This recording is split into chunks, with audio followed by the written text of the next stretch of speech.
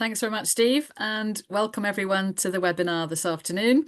It's a great pleasure to introduce Dr. Teshomi Bekele. He's a lecturer and assistant professor at Hawassa College of Teacher Education in Ethiopia.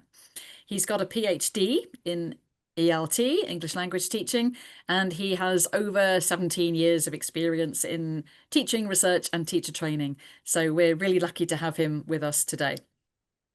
His main areas of expertise are blended learning, digital literacy, writing skills. And he's trained English language teachers throughout Ethiopia. He has quite a few certificates from the British Council and the Ethiopian Ministry of Education. He's passionate about promoting digital learning in low resource contexts. And I know a lot of you work in low resource contexts and can learn well from him.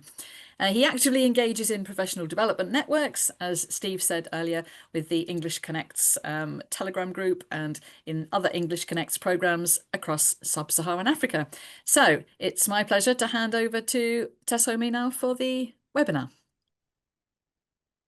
Okay, good evening and good afternoon, everyone who are joining this webinar and those who are participating in Telegram discussions across Africa and beyond. And thank you, Steve and Linda, for hosting today's session again, and also for bringing us all together.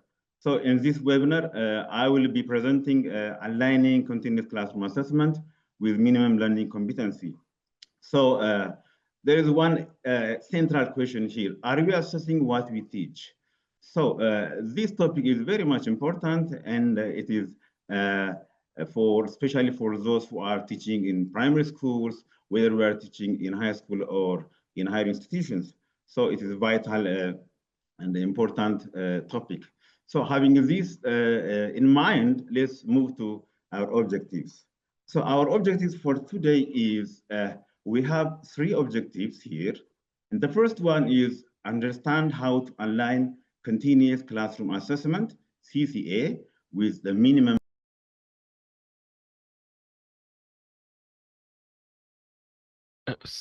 Sorry, you're on mute, Dr. Teshomi, you're on mute. Thank you.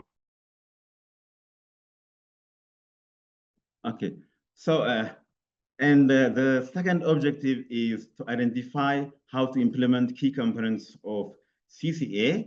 These are feedback, enrichment, and remediations or recording progress to foster competency-based learning that respond to diverse learners' needs. And our final objective is to reflect on real classroom challenges to assess on really our students' progress. So thank you. Steve, the next slide. All right. Now let's start. Before we begin our discussions, I would like to start from warmers. So the first question is, what are the first three words that come to your mind when you hear classroom assessment? Would you please type in the chat what you think? And what are the first three words that come to your mind when you hear classroom assessment? Okay. Let me think. Okay. All right, please, I'm waiting, all right?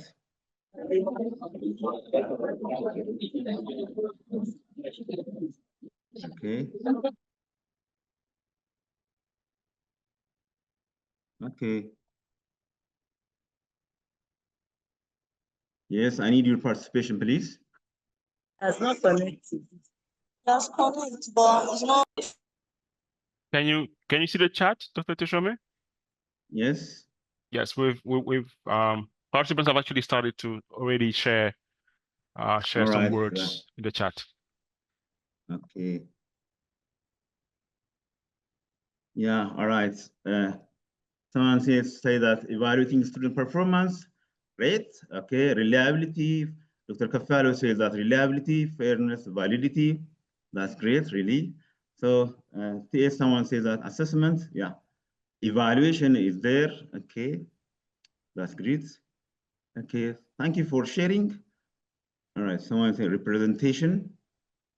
Okay, tests, I can see that test, evaluation, and measurement. Okay, CM says that evaluating students. Okay, great. Okay, please. All right. Let's have more insights. Yeah. Okay, Fasil says that checking my delivery of knowledge. Okay, then Soliaman. Okay, it's greeting. Okay. Then Theodros Bakala says that FCA, CA. Thank you very much. Thank you. Okay. Okay, Kafalo still process oriented, and someone's writing, learning, feedback, and improvements. That's great, really, to see such interaction in our today's reflection. Okay, so learning feedback still, it's a formative, continuous assessment, and Mulualem's Getachew says that feedback, that's great. Okay, ma'am. Okay, thank you very much. Shall we move to the next slide, Steve? So I really appreciate your participation. And the second warmer activity is matching activity. And here are some of the terminologies or concepts that we are going to use in our discussions. So would you please match the left with the right one? And you can type 1A or 1B or 2C or 2B. Okay, thank you very much. Thank you, okay.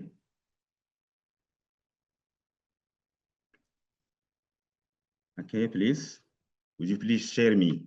Yeah, okay.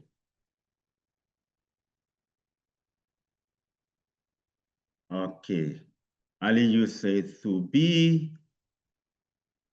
Kafala Water says 1B, 3B, and 4D, okay.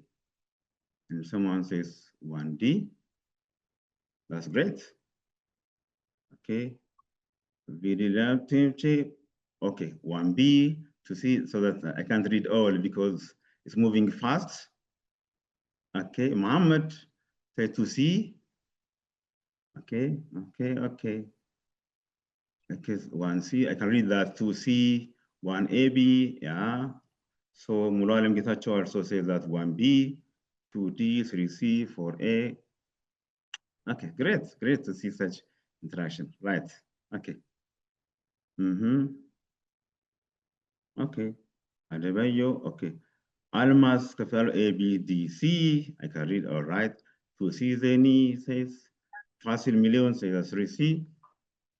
Okay, that's great. Thank you very much. Let's move to the next slide, Steve. Okay, thank you for your participation. Really, I want to appreciate your participation. And here is my proposal for our activities. And can you please see maybe your response against these suggestions? Yes. So number one, continuous classroom assessment, CCA, provide information to modify teaching and learning. And number two, learning objective, tells us where we are going. Okay, and learning competency tells us if we have arrived safely to the destinations. And finally, the minimum learning competency. This tells us the benchmark skill that every student must master just before they move to the next level. And here is the response. Thank you very much. The next slide, Steve. Yeah. Now, what is assessment? And have a look, please, this one sentence definition. And have also this one, because assessment can be before the lesson, during the lesson, or after the lesson. And have this picture, please. So the question is now, when do you assess? Can you tell us your experience? When do you assess your students? Is it before the lesson, during the lesson, or after the lesson? Yes. Okay. Have a look at the definition, and these are some of before or the lesson, during the lesson. Yeah, you know. Okay. Thank you. Then it says before, during, and after. That's all. Okay, wow. Okay, after in all three stages, I can find that most of you are suggesting 3 in all threes. So Linda says that I know you should assess before, during, and after. Thank you, Linda. But I don't know, I don't always have time. All right, we'll have suggestion for that one. Maybe I will answer later on in our discussions. Okay, so that all 3 stages, and I assess often at the end. All right, okay. Someone says, okay, Bekele says that assessment is a systematic. Okay, good. So Tashoma says that before, during, and after, but in all stages. All right, okay. So, wow, someone says that pre, during, and post. That's good, really, I appreciate. Really, that pre means before, during, and post. Thank you very much, Lemma, thank you. Okay, all right, Masarat is still before, during, after. Thank you, in all phases. And I can read that almost all have said that in our face. Thank you very much. And the other important question is that why assessment matters. Here we have 4 lists. Why we assess our students? Just to check understanding of the lessons, to guide our next teaching steps, and to provide feedback and support to ensure students meeting learning goals. So the question, can you add one more reason? Why we assess our students? Please, can you add one more reason? Yes, why we assess our students? Yeah, Linda said we need to check that our teaching is effective. Great, Linda, I appreciate. Thank you. Thank you, okay. So someone said we assess to check, understand, okay. Great. Okay, someone says that. Yes, to know the need of our students, to check. Okay, great. What's the next to be taught? Very good. Thank you very much. Thank you. To decide what's the next. All right. Okay. Thank you. The next one. The next slide, Steve. Thank you. Thank you really, our audiences, for your great participations. I appreciate. Okay. Now let's move to types of assessment. Please have a look at these definitions. And we do have 3 types of assessment. First one is assessment for learning, assessment of learning, and assessment as learning. So which is the easiest to do for you in your class? Type in the chat. Assessment for learning, or either assessment of learning or assessment as learning. And here also a link for you to provide me more information from Teaching English Africa. You can browse much information. Thank you very much. Okay, assessment of learning. Yeah, all right. So I can read the assessment for learning. Maybe the easiest. Yeah, sorry. Okay. AFL of learning. Okay, assessment for learning. Assessment for learning. Yeah. Okay, great. Thank you. Thank you. Assessment for learning. All right. Assessment for learning. Easier. Someone says that assessment as learning easy. Yeah. Tedros Bekele says that this one. All right. You consider this one. Okay. And we will elaborate that maybe in our discussion sessions. Okay. Assessment of learning. Lemma says that. All right. Great. Thank you very much. Really, thank you. Now let's move to the next slide, Steve. Okay. Now, here is continuous classroom assessment, CCA, which is the heart of this session. So let me begin from a metaphor saying that teaching without CCA is like driving without a dashboard. What does this metaphor tell us? Can you please say something? Yes, have a look at this metaphor.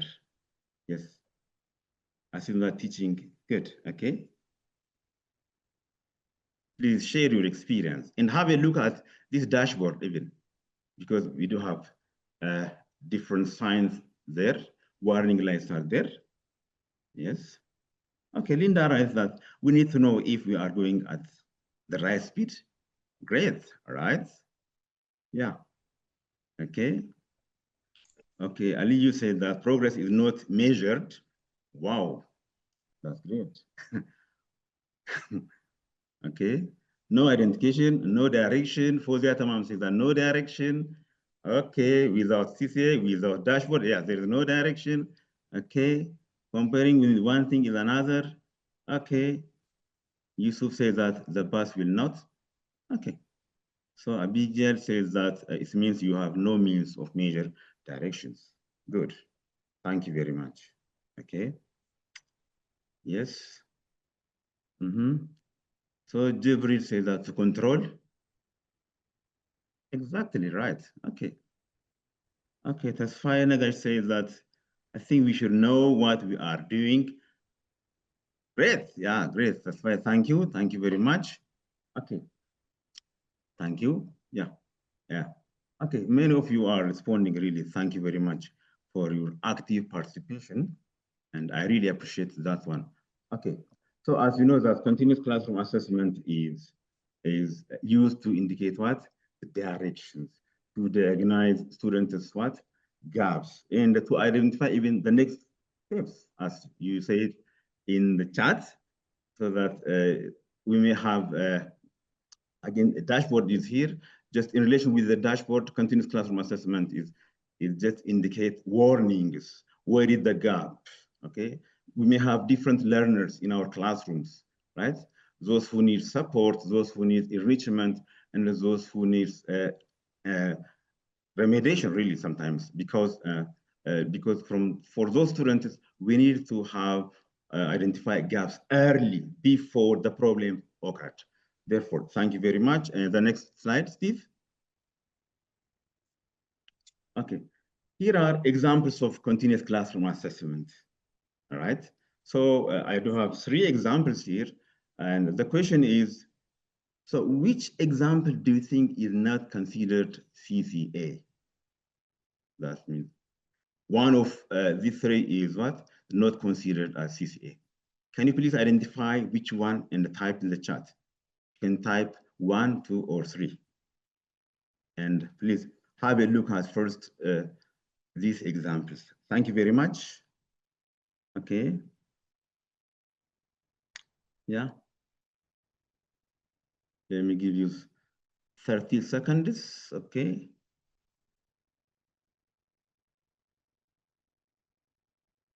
Okay. Yeah. 2. Someone said that 2. Thank you. Okay. 2. Yusuf said 2, 3. 3, 3, 3. All right. 1. Akhari says that 1. Okay. And Liu says 1 and the 2. Okay. Okay. 2. Someone says that 2. Right. Someone says that. Lemma says that 1. Okay. Yes. Okay. Almaz Balash says 1, 2, 3. All right. Okay. How it could be 1, 2, 3, and okay. 2 and 3. Okay. Okay. Someone, sorry. Okay. 3, number 3 says someone says, all right. So thank you very much. As most of you have mentioned that number 3, and we have also who say that number 2 and number 3. Okay. My proposal here is question number 3 is not considered as CCA, because I will look at when you see teachers grade students' presentations without giving any room for improvements.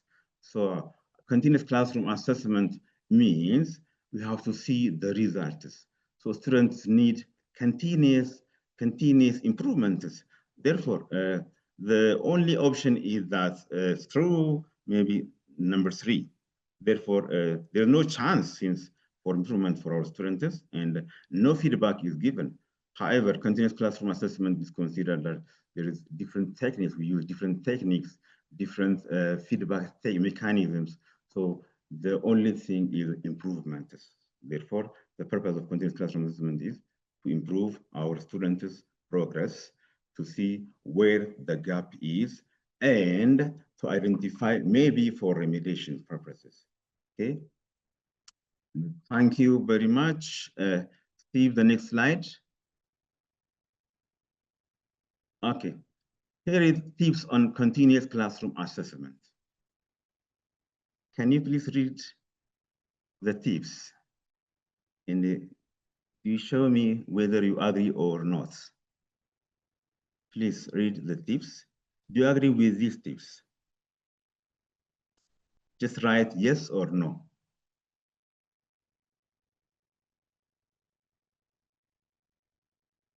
Have a look at this one. Maybe 30 seconds. Good. Okay. Okay. Yeah, someone says that. Yes, yes. Strongly agree. Yeah. Good. Yes, yes. Yeah. Okay.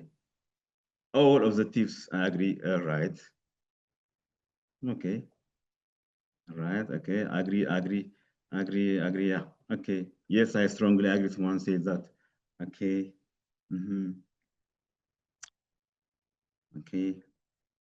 Yes, I agree. Okay. Thank you very much. Yeah. These are tips for continuous classroom assessment. It should be continuous, not a one-time event. We may use different techniques, different methods, and so that it is a course progress, not a one-time event. You can use these different ways or techniques of teaching assessment. So the second one is feedback. Use feedback for learning, not just for grading purpose. Yeah, in continuous classroom assessment, feedback is not for grading, is not for certification, is not for reporting for parents. However, we use feedback for learning progress to show where are our students. Here, in continuous classroom assessment, the teacher asks himself, where are my students right now? And where they need to go? And how they need to go there? So that if a teacher asks these 3 questions and responds to himself, so that is his continuous classroom assessment. You need to identify on time and propose solutions if he needs, so that this continues. Thank you very much for really great participations. And you can also read the link here for further information. And thank you very much. The next slide, Steve. Now, learning competency. And have a look at this picture and define what competency means to you. Okay. Okay. Can you type your answer in the chat? Have a look at the image. Okay. What is competency for you? Okay. Right. Okay. Anyone, please, to go first?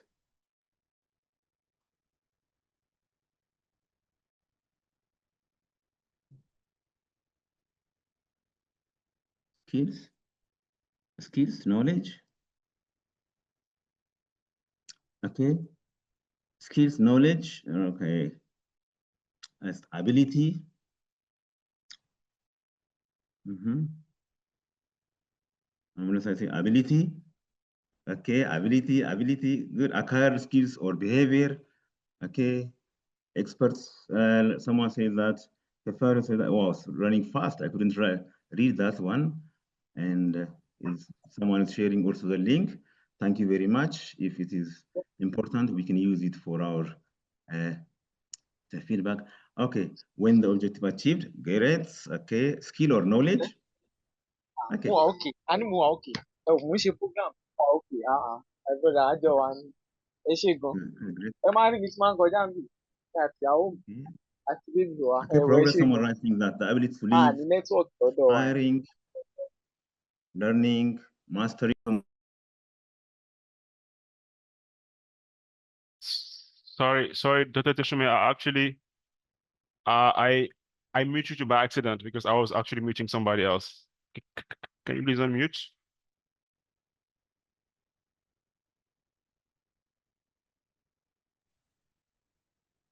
Okay. Okay. Thanks. So thank you very much for your participation. The next slide, Steve. So that I can see that, yeah. Okay, here is the definition of competency. These definitions are derived from the Miller's pyramid. So that competence describes the final level of student's performance, does level in the pyramid. You can see that. And competence involves more than recall of factors, knows level of the pyramid. And the top Miller's pyramid that shows learners applying knowledge, skills, and attitudes. So can you share 2 more definitions from the pyramid? And because we are missing with 2 or 3 definitions, can you please share? Here is the link. All right. Okay. Thank you. Steve is sharing the link. Okay. Okay. Someone said that have the knowledge, skills, and attitude to perform successfully. We agree. Okay. Right. Please, I need your participation. Yeah. A peak of the learning process. It says Abdiyo says that a peak of learning process. Okay. Knowledge, Mnuaram says knowledge, skill, attitude, or value. That's great, really, great. Great, okay.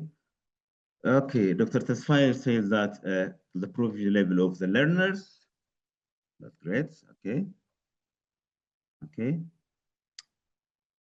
Okay, so, all right. Demonstration, okay, someone competence.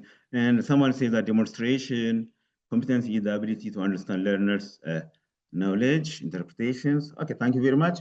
The next slide, Steve.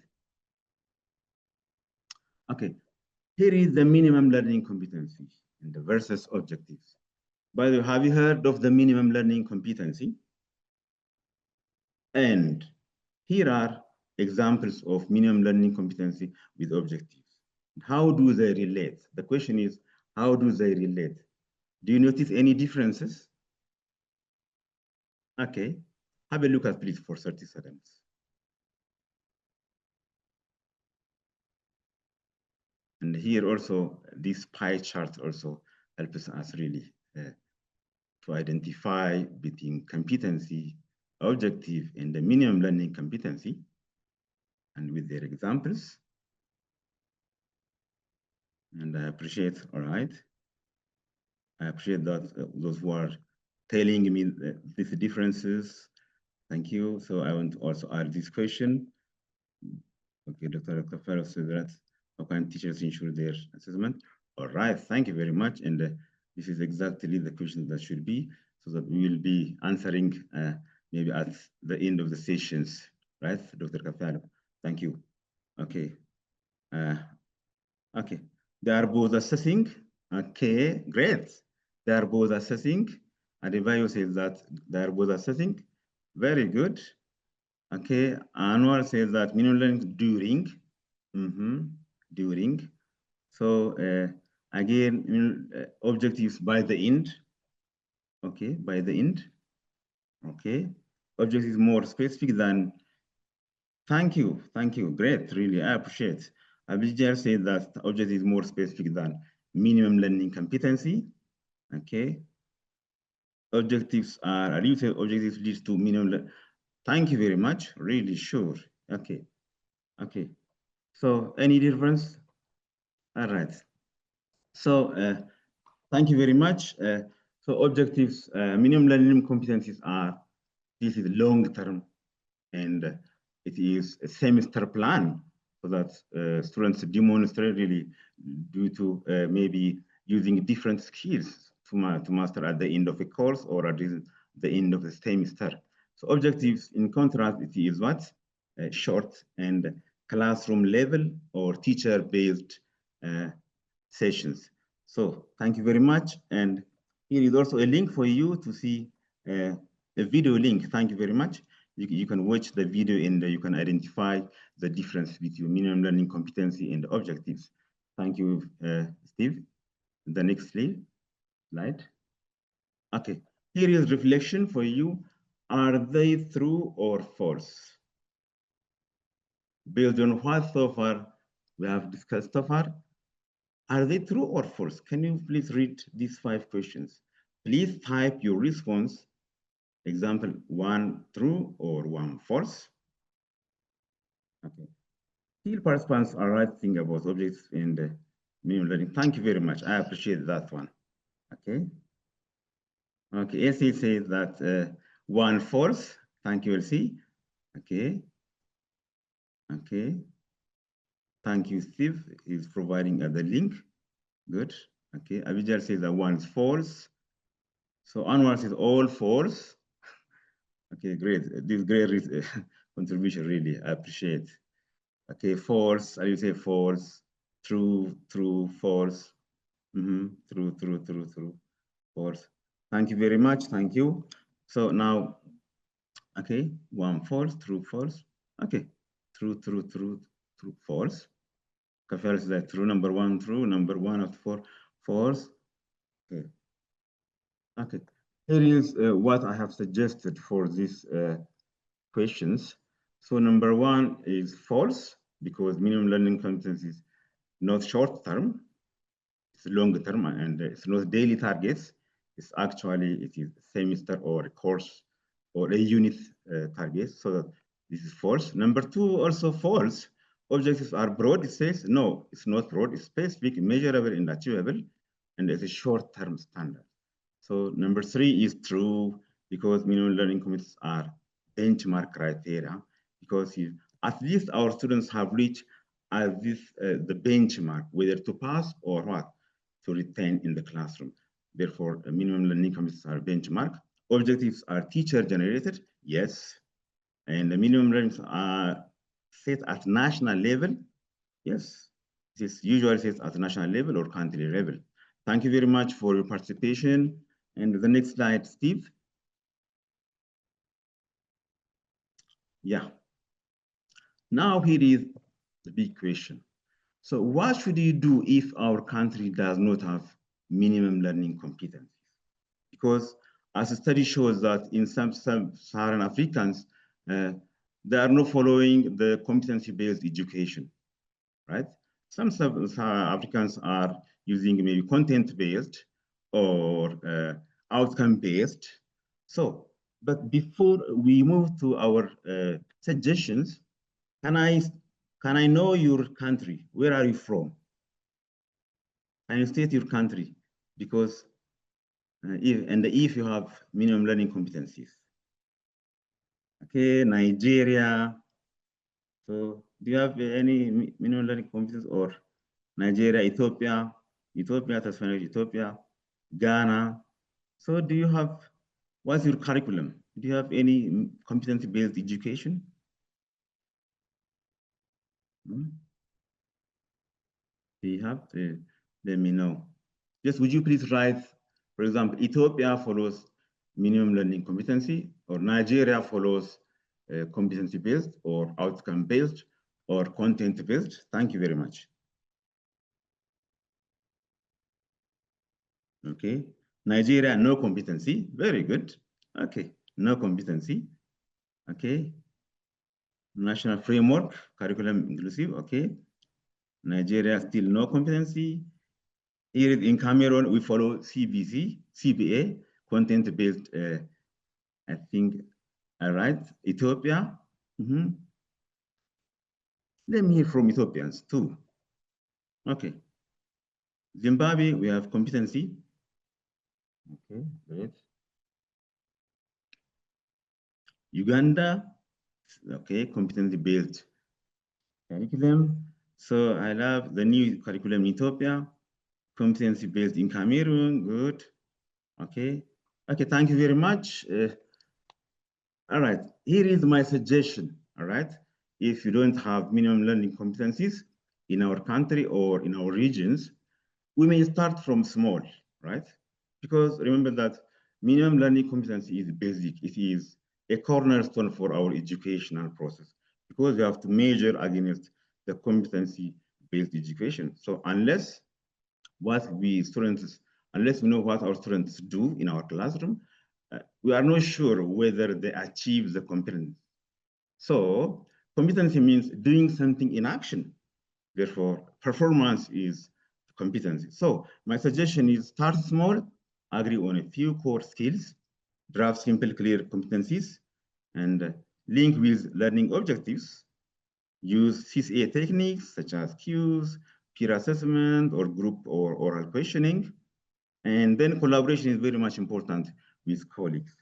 Teachers in the same school, for example, they may agree on the same, or they may agree on the skills, so that this may help you or us if you don't have minimum learning competencies. So the next one is also, here is a model for you. If you don't have, we can adapt from this one. Thank you very much. The next slide, Steve. Yeah. Here is why aligning CCA with minimum learning competencies matters. Why we align? Why we make our students, our assessments just in line with the competencies. So here is the ABCD reasons. Can you please have look at these ABCD reasons and let me know if you agree or not, and which one is true for you in your context. Can you please let me see in the chat? Okay.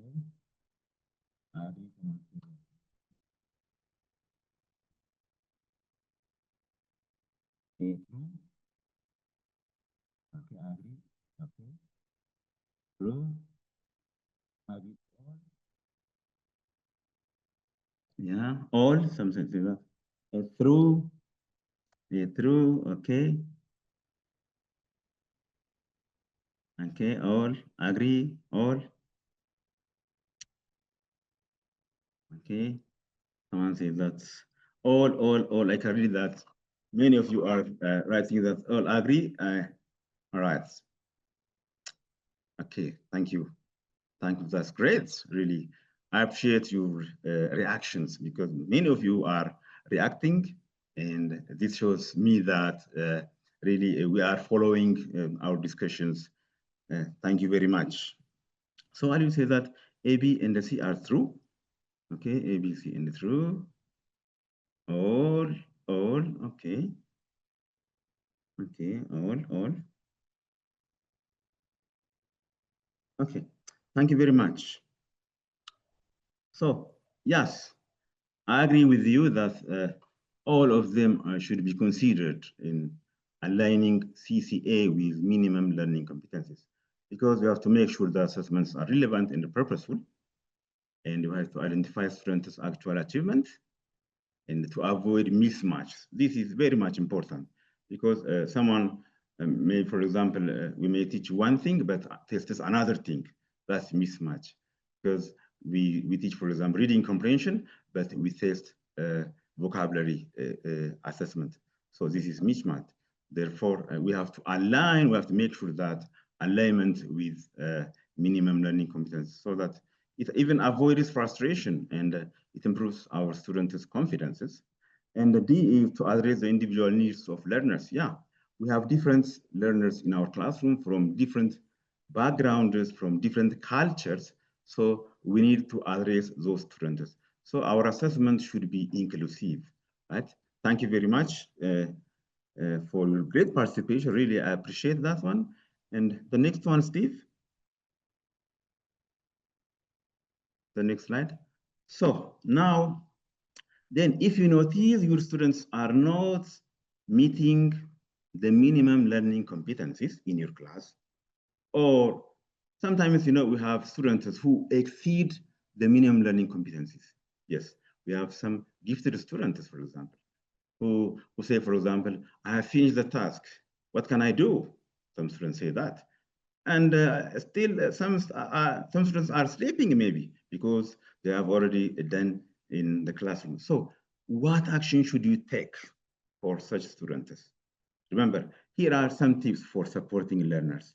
Now the question is, which strategies from A to A, from the list, have you applied so far to tackle such problems in our classrooms?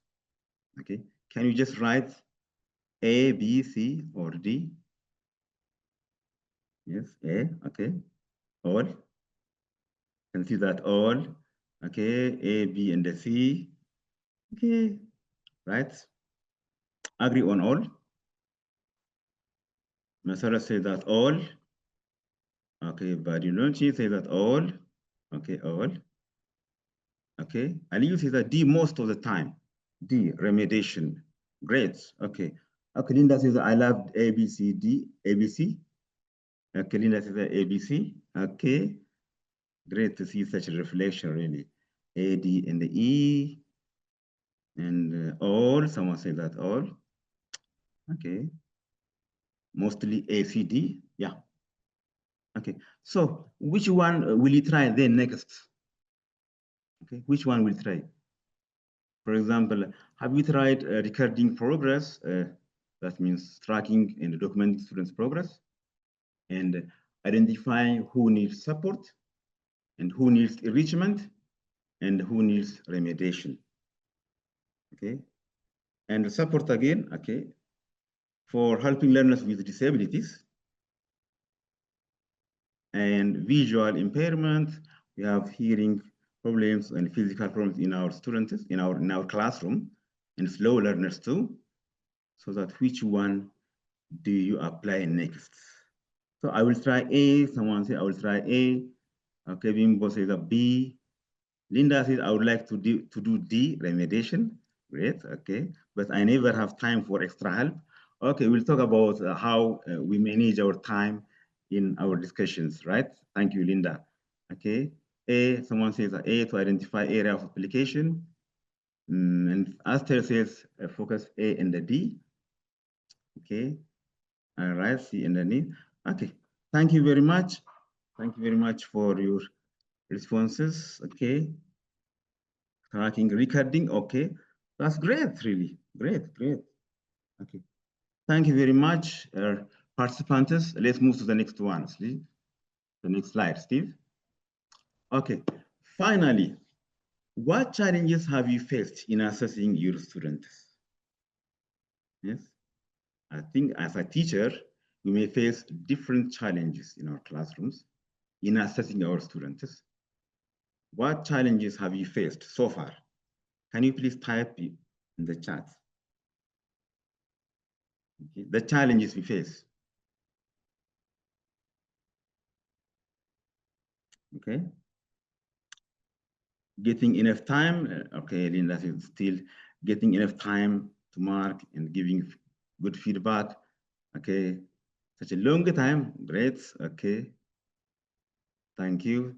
Time constraints, large class size. I can read the Aster says large class size. The final says, how can I be fair in subjective types? This one, okay. We'll have a solution. We will talk together later on. Thank you. Okay. Okay. One challenge is providing feedback. Okay. Language barriers. Great. Time constraints. What is like time constraints? Time constraints. Time for remediation. Okay. Sometimes teaching what is okay, mostly time constraint. Okay, thank you very much. Thank you very much. Really, I appreciate your contributions. And even I have learned a lot from your contributions. Thank you very much. And so my message, as we are just talking about aligning continuous classroom assessment with the minimum learning competencies, here is my message for today. So let's not teach what we will not assess, and then never assess what we haven't taught. Okay, this is my message. So that means alignment is very much important with minimum learning competencies. And thank you very much, Steve. The next slide. Here is takeaway tips for our next Friday Telegram discussions. Here I've listed three takeaway tips, and that we may try for the next one. And which tips, please, would you try for the next Friday? Can you type 1, 2, or 3? Please have a look at first of all. Start with minimum learning in mind. Okay, Kafalo Werther said that too. Okay, 1. Okay, we'll try 1. Okay, Kafalo Werther says 1, 2, 3. Great.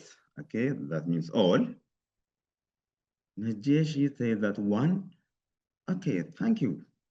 This is very inspirational because having minimum learning commits in mind is very important and great. And I appreciate if you'll come with this design next Friday. Okay, Mulalam says that too.